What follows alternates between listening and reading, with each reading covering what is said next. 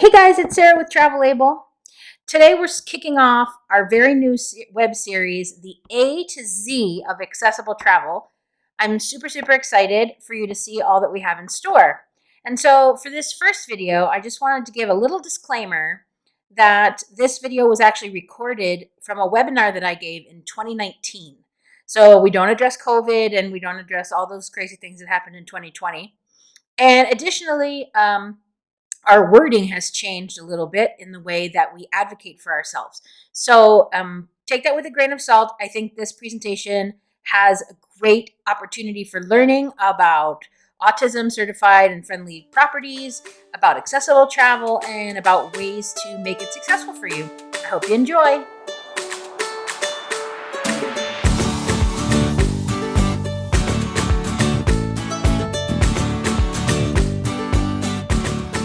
So before we get started, I wanted to tell you a little bit about what to expect. So I have a great presentation plan that will hit my 3 strategies and give you examples of how my clients have used these strategies to improve their vacations. Okay, so once we're ready to embrace the idea of a different mindset, then you open yourself up to a world of possible adventures. But in order for an adventure to be successful, we must be realistic about which adventures will be the best for our family and our situation.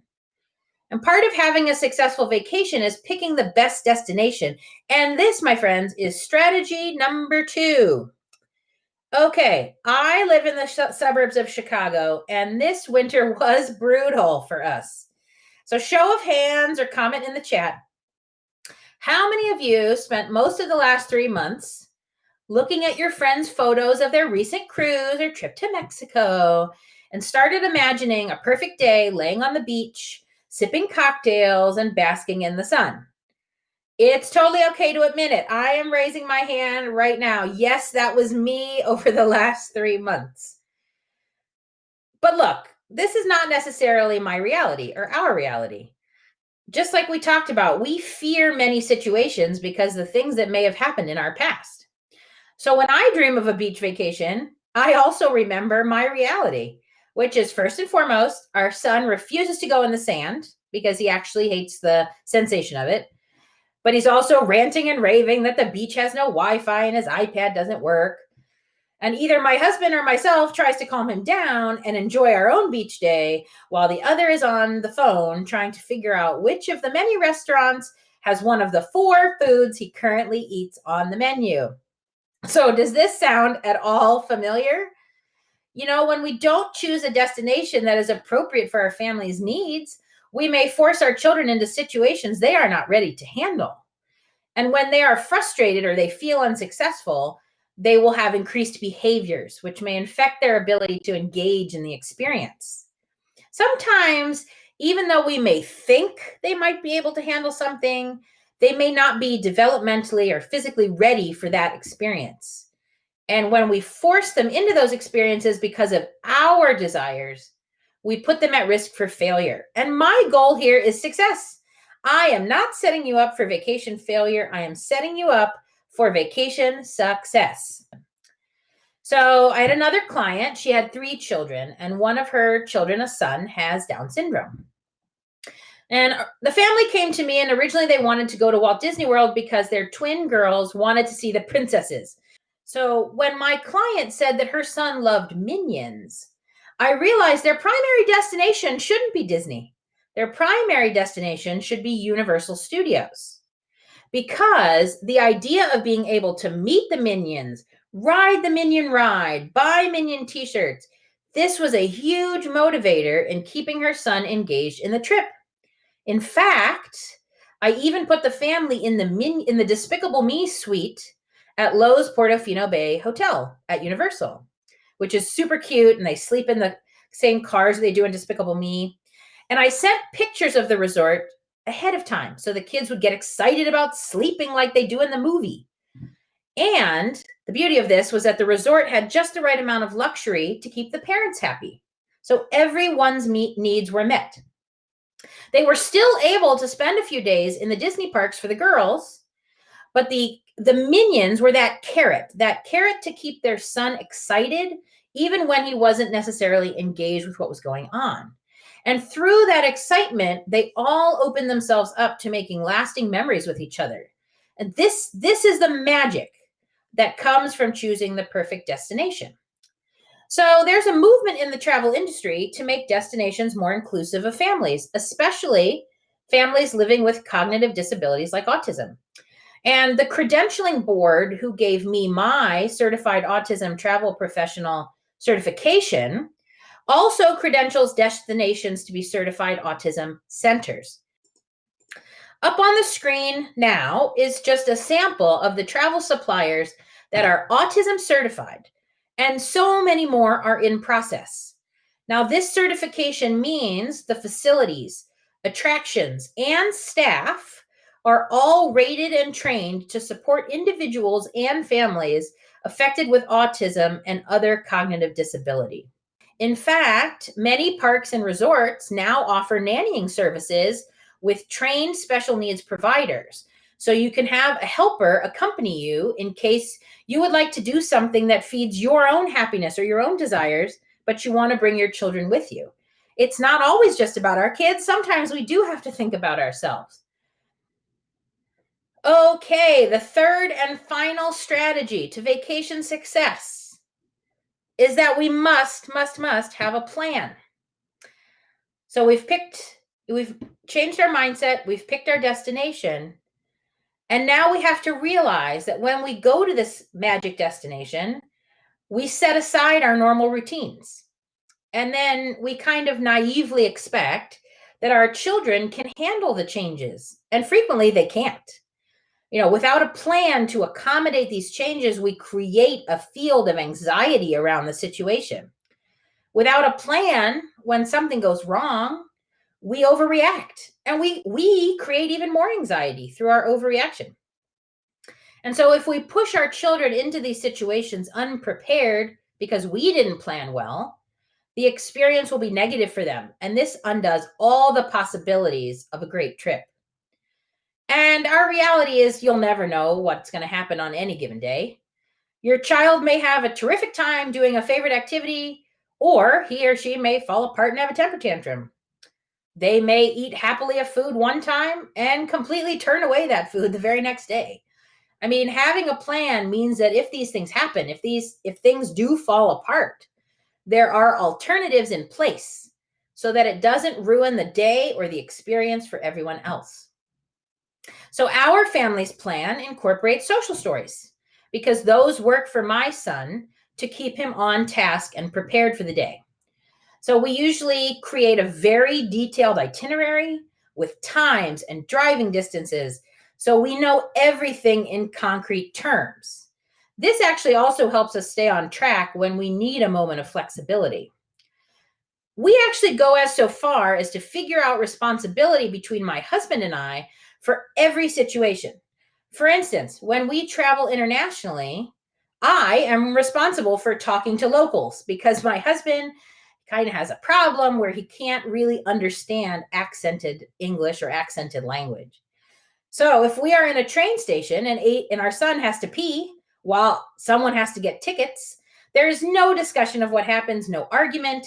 Husband takes him to the bathroom, I buy the tickets.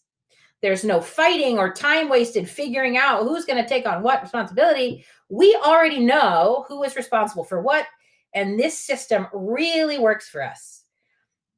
And so having this plan, having these ideas keeps us all feeling secure.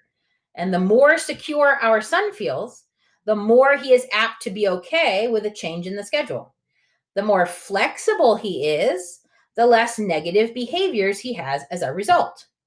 So let's look at the plan in action. And for this, we're going to talk about another client I had who wanted to travel to Asia with her young family, but also with her elderly parents who were both in wheelchairs. So not only did she need to plan for her younger daughter who has ADHD and needs a lot of structure, but she needed to understand how also to cater to her parents who both had significant medical needs. To build the plan, I always use the 5 W's and H. So first we looked at the who. Who is going to manage the children and who is going to manage the adults? Do you need helpers or other caregivers on the ground? Who is responsible for whom when someone needs assistance to access an attraction or even just use the bathroom? Who can you ask for help? When you plan all of this ahead of time, everyone is prepared to assume their duties when the time comes. And trust me, it saves a lot of stress. Then we looked at the where. When we sort of already looked at it when we chose the destination. But for the plan, you really want to detail out each movement on the trip. Where are you going? Where is this excursion? How far is it from your hotel? How far is it from public transportation? How far is the main entrance from the parking lot? Where are the bathrooms? Where are the handicap accessible entrances? When you plan all of this out ahead of time, even going so far as to make a map, you ensure you are ready for every challenge and have a plan to accommodate. For their daughter, we really focused on the what and the when. What will they be doing and when will they be doing it? And this might sound simple, but the more detailed you are, the better. So together we created a detailed itinerary that they could translate into a visual schedule for their daughter. They made it portable, which allowed them to make changes on the go and not upset her. So one of my favorite travel tips is to travel with a small purse-sized whiteboard. They even make Fisher Price makes one that comes in a cute little carry case. And if you put the schedule on it, you can actually erase and rewrite things when the timing changes. So your child, like my son, can see the changes in real time. And this was huge for his ability to take changes well. And so having this part of the plan is so important to giving the child security and reducing anxiety about the schedule. Now, we mustn't forget the H, or the how. For the client, we really focused on how she was going to meet all the needs of her family members in countries that don't necessarily cater well to physical handicap. So, how would they get around? How were they going to manage behaviors or the unexpected challenge? What resources did they need in advance to help with this? A very detailed plan is paramount in ensuring you know how you are going to meet all your family's unique needs. And lastly, you need to remember the why. When we did the visualization exercise, you selected a destination, but why? Why did you select that? For this client, she really wanted to visit her homeland again before her parents were too elderly to enjoy it. And so they wanted to go to certain countries and have certain experiences that actually weren't recommended for disabled visitors, like, for example, the Great Wall of China, which says it's handicap accessible, but really, when you boil it down, it's really not. And so she needed to decide if her parents couldn't get up to the wall itself, was it still worth going? Was it a must see for her? So she would try everything and anything to go.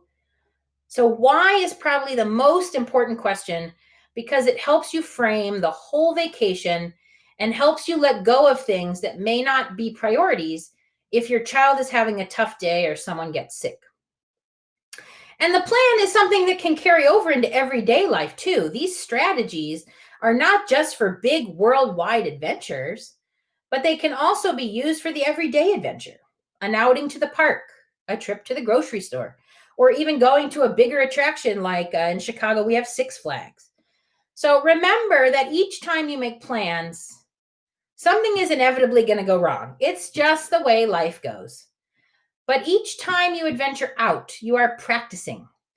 Take each hiccup, take each plan B or plan C or plan D, and make those lessons learned to improve the plan going forward. So when you have the plan in place, you are giving your child everything they need to be successful so that they can build their confidence to have more and more adventures. And you're even giving your family the tools they need to really embrace a life-changing experience. But you may still be sitting there thinking, what Sarah is saying won't work for me. I'm sure of it. Or maybe you are thinking of any of 100 objections, 1,000 objections as to why what I'm saying couldn't possibly be true. She lies, you say. She lies, but I'm not.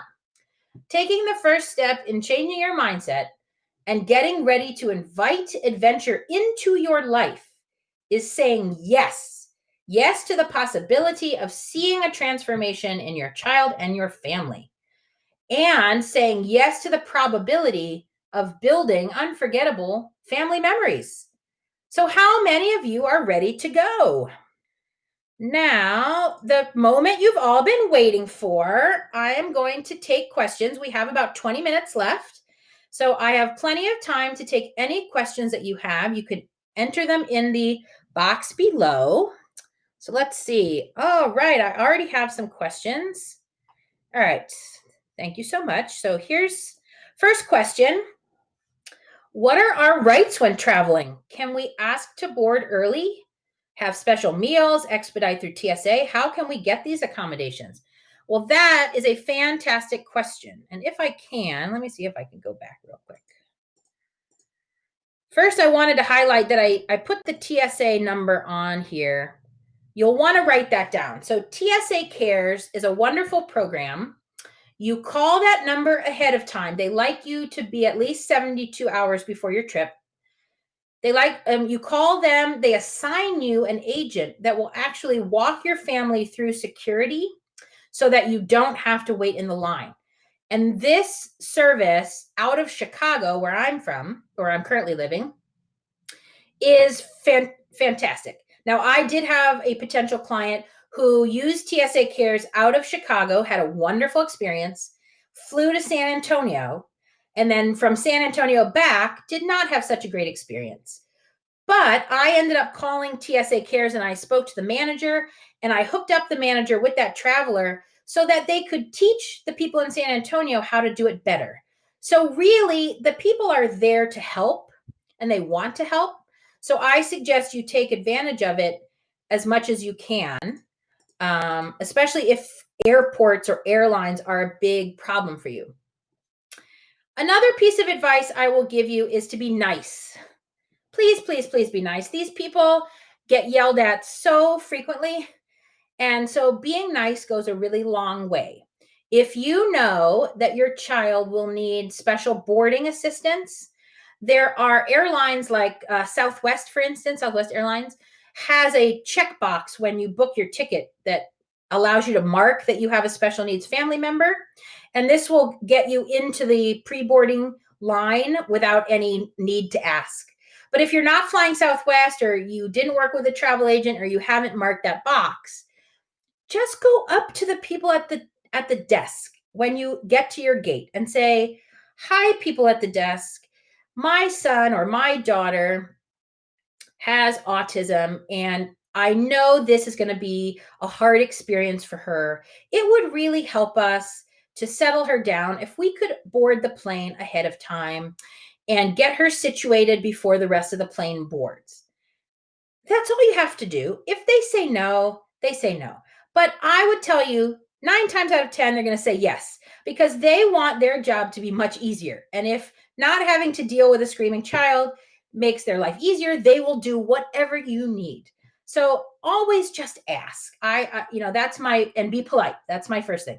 I mean, if you walk in then you're like, "I need this, I need that. You have to give this to me. I'm, blah, blah, blah." They're going to fight you because people get defensive when they feel attacked.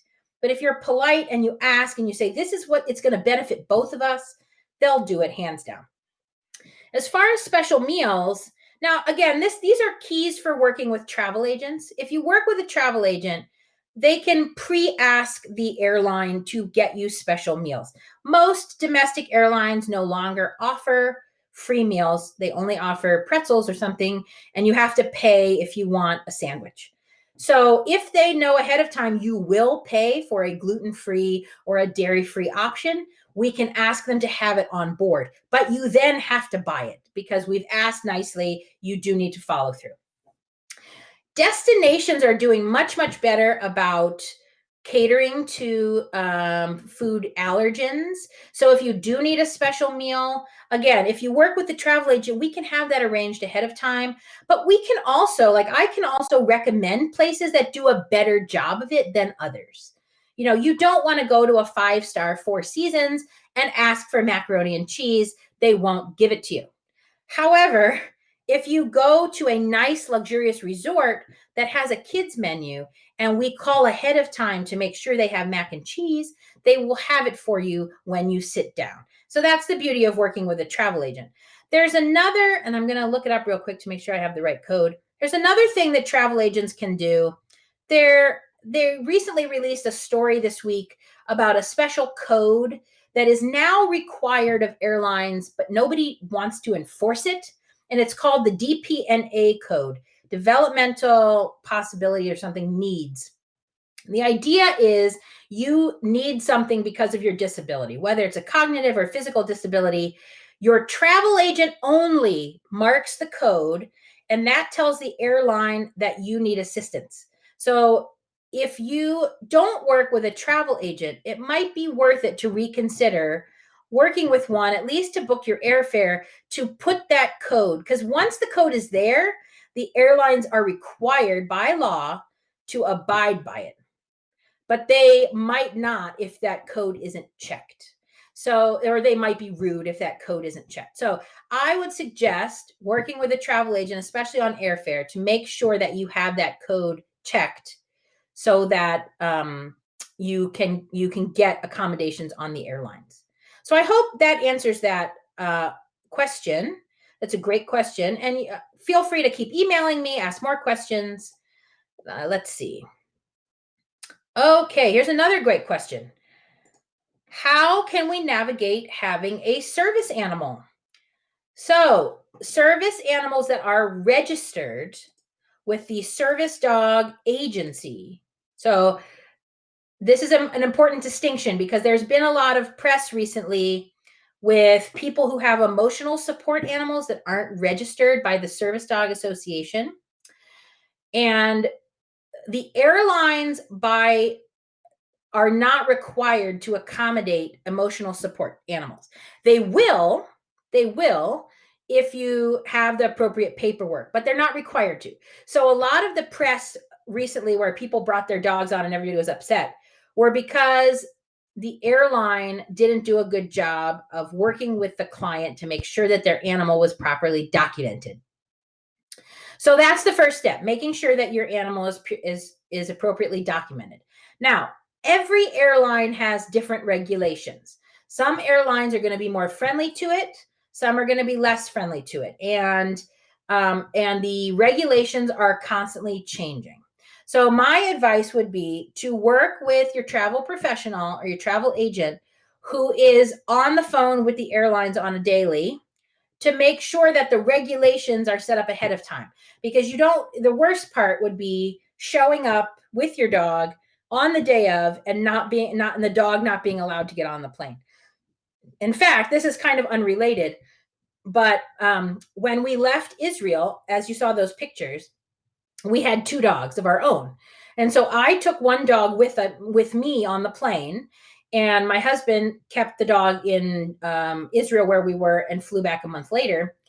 And this dog was not a service animal, so she stayed in the hold. But she made it fine from Israel to New York. And we got on the flight from New York to DC, where my son was going to be in the NICU there. And they said, we can't let your dog on the plane. Your crate is too big. And I said, well, but wait a minute. Like, we talked to you ahead of time. We had a travel agent actually go through it. And they said, yeah, but the plane that you're on doesn't accommodate that size airline crate. You have to buy a smaller airline crate. But the smaller airline crate didn't fit the dog. So there was a huge issue with whether, we actually thought we were going to have to abandon the dog in the airport to get on the plane.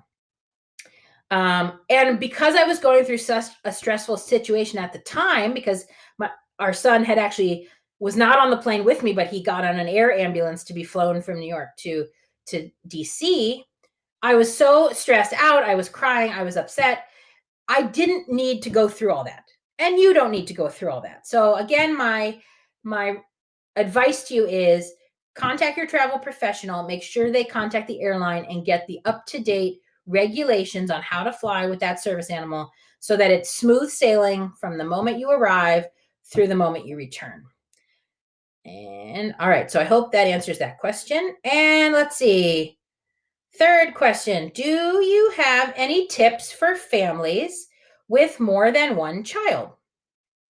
This is a great question. Now, I don't currently have more than one child, so I don't have experience with that. But I want to tell you some tips that we've used with other families that have multiple children. So remember the first thing, which is make sure you understand who is responsible for whom. If you have two and you're traveling with a spouse or a partner, fantastic. Then one takes one takes the other, and that's great.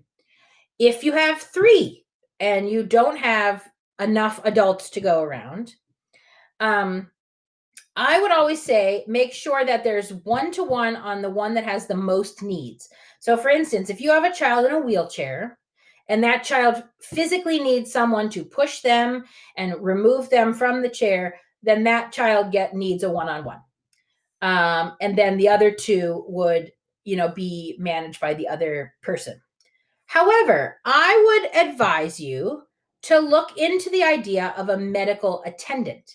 So some airlines and some resorts, and actually some countries in general, allow for what they call medical tourism. And the idea behind medical tourism is that you want to travel to another place to receive medical treatment that isn't available in your country, but may be available somewhere else. So many people travel to Thailand for medical tourism because there are certain kinds of holistic treatments that are available in Thailand that are not available in the United States. Well, the Thailand air flight or airlines might have a medical tourism fare, which means that you can purchase a special fare because you are going for medical reasons. And one of the things that some airlines use as a perk for medical tourism is allowing you to fly with a medical attendant for no additional charge, which is amazing because that means they give you an air ticket for a third person. So let's say grandma wants to travel, or you have a nanny that you really love, or a nurse, or Medicaid might give you, like we used to have a Medicaid nurse that came to the house. You could actually identify those people as a medical attendant, get them a free air ticket, and then all you would be required to do is pay for their hotel or wherever you're staying. Some resorts even offer a medical attendant package where if you are bringing someone that is considered a medical attendant, they will waive the room fee for that person, which is very interesting.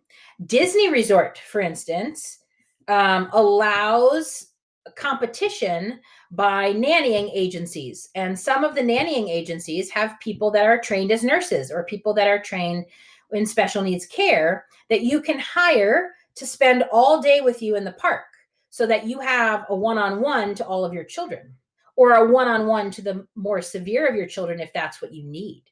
And even if you only have one child, you could hire this nanny if you wanted some alone adult time. All of these things are possibilities that you can ask me about or ask a travel professional or ask a friend about. There are so many respite resources out there to hire someone to help. And I really do think that that's your best bet. If you don't have someone that can travel with you, a grandmother or an aunt or a friend, hiring someone to be a respite provider is, I think, your best bet. So yeah, I'd say don't let that stop you from traveling, but definitely ask for help because we can certainly find a solution that helps your family. All right, Renee, thank you so much for being here, Renee. So we recently went on a Royal Caribbean cruise. It was fabulous. I love Royal Caribbean. I love their special needs program. And actually, Autism on the Seas is a partnership with Royal Caribbean. So I extra like them. So it was fabulous. But I think my son, 4 years old, sensory processing, possible ADHD, had some sensory overload. And we spent a lot of time in our cabin so he could play with his toys and regulate a bit. Okay. We had some meltdowns in the dining room. Oh, especially in the last night when the staff did their big musical number, the promenade, etc. So mom and dad missed out on some of the fun the rest of the family was having. Oh, that's a bummer. So we were on Allure of the Seas, one of the bigger ships, and he loved the balcony room, the pizza, and such. After the trip, he watched cruise videos on YouTube, and now he says he wants to go back. Oh, that's so cute. How would you recommend we gauge whether or not this is a good idea? Okay, Renee, this is excellent. And I thank you so much for being open and honest and sharing your story, because I know sometimes sharing our stories can be hard. So I really appreciate you being so detailed. And I am glad that you gave it a try. Let me first start by saying some people don't even get on the ship. So the fact that you did it, I'm so proud of you, and that's fantastic. He is a little young. And I would say that at that age, my son, who has some similar patterns, would have probably also behaved a little bit in the same way. I don't know if you took advantage of it, but Royal Caribbean does have a kids club. And as they do now have what they call a special needs sailing program. And if you've heard of this already, I'm sorry, I'm just going to repeat it for people who may not have heard of it. But Royal Caribbean has a special needs sailing program. And as part of the special needs sailing program, they waive some of the requirements of their kids club. So for instance, if your child is potty trained, if your child is not potty trained and is still in diapers, but is older and doesn't meet their requirement, they will waive that requirement for you, which is fantastic, if you're in that special needs sailing program. Similarly, they offer like sensory toys that you can have in their room. They will offer you special dining times so that maybe you're not in, the part of the time when they do their musical number, that kind of thing. I don't know whether you tried, if he wears headphones, bringing his headphones for the musical number. Now that you've done it once, you kind of know what to expect. So I would say that's in your favor. But really, in terms of gauging, that really is up to you and whether you felt the experience was worth the issues that you had. I guess that's the way I want to put it. So for instance, you didn't get a lot of time. You said you didn't get a lot of time, to be with the rest of the family and have that fun. And that's hard. That's really hard. So, but is going on another cruise and already knowing that that's a possibility worth it to you because your son is really excited? Maybe it is worth it to you, but maybe you say, you know what, I really want to have more of an experience and he's not ready, so we're going to wait a couple years. That's an option.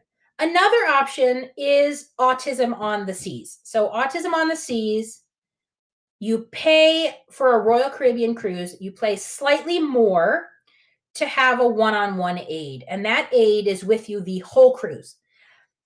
So let's say you want to be with the rest of the family, but your son really wants to stay in the room, the aide stays with him in the room. Let's say you want to go to the pool and your son wants to go to the game room. The aide goes to the game room and you can go to the pool. And it is a wonderful opportunity if you can afford it. It is a wonderful opportunity to enjoy a cruise, but get that respite time that you really need. And so Autism on the Seas runs throughout the year, but they're on certain sailings and certain itineraries. So if a sailing or an itinerary doesn't mesh with you, you can actually ask Autism on the Seas to provide you an aide for whatever cruise you want. They will obviously add to the price, but that might actually be a really great way for you to enjoy cruising but also have that respite time that you want. And I am the first one to tell you that the more you do it, the better it will be.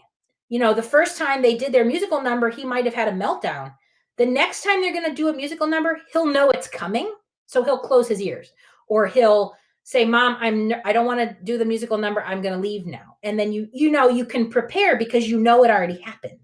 And that's the beauty of continuing to travel and continuing to adventure, is that it's a practice and you can do it again and again.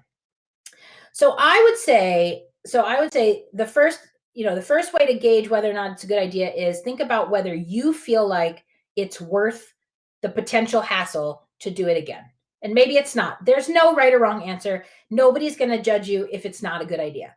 It's what you're comfortable with, what you feel like you want to spend the money on, and what you think your family will really enjoy together. So that's number one. And number 2 is think about all the things that happened. Are there ways to get around them so that you can still take the cruise and also cater to those? That would be, looking at the idea of an aide, bringing someone with you who might be in charge of your child so that you can do other things. Looking at the special needs sailing program and seeing whether he meets the requirements for the kids club, so he can be in the kids club while you go and do something else. There are things that we can look at to see whether we can accommodate all of those possibles so that you can feel comfortable doing it again. I always feel like if your son really is enjoying it and he's excited about it, do it. Because regardless of what age he is, because he's ready, he's excited about it. And the more excited they are, the less anxiety they will have. And I think because you've done it once, he will feel better about doing it again. That's just my opinion, but you won't know that until you do it, until you try. So maybe you try a shorter itinerary just to give it a try. Maybe you try a longer one, but with an aid. There are many ways to do it. So I say that's what I say. And I hope that helps. I hope that helps you make a decision, because I think either way, you're doing what's best and there's no right or wrong. But if I can help you in any way, I'm here to help. All right. So those are all the questions and we are out of time. I want to thank everybody who was on the call today. And again, there's my information. Please email, call, whatever you'd like. I'd love to chat with you. Even if you don't want to take a vacation, but you just want to talk to somebody who gets it, I'm happy to talk. I like to talk.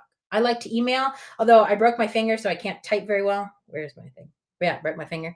So typing is a bit of a challenge, but happy to chat in any situation that you would like. And thank you again. Thanks so much. Have a great day, everybody. Thanks for watching. Please like, comment, subscribe, and turn on that notification bell so you never miss another video.